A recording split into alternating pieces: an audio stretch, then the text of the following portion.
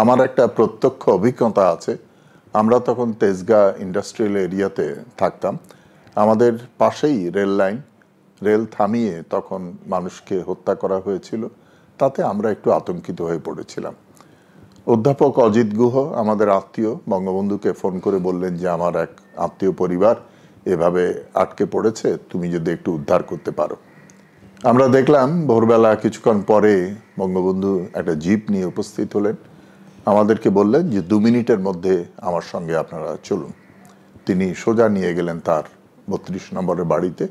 সেখানে গিয়ে দেখি যে আমরা আরও বাংলাদেশ, ঢাকার বিভিন্ন অঞ্চল থেকে সংখ্যালঘু পরিবারকে তিনি নিয়ে এসেছেন। বেগম মুজিব সহস্তে সবাইকে খাওয়ার ব্যবস্থা করছেন। এই যে আমরা তো অনেকেই অসাম্প্রদায়িকতার কথা বলি, কিন্তু প্রয়োজনের মুহূর্তে এই সাম্প্রদায়িক দাঙ্গাকারীদের মুখোমুখি হওয়ার সাহস খুব কম লোকেরই আছে। কিন্তু বঙ্গবন্ধু যেটা বিশ্বাস করতেন জীবনাচরণেও সেটা দেখিয়েছেন। হাজার বছরের শ্রেষ্ঠ বাঙালি বঙ্গবন্ধু শেখ মুজিবুর রহমানের নেতৃত্বে বাঙালি জাতি পায় স্বাধীন বাংলাদেশ।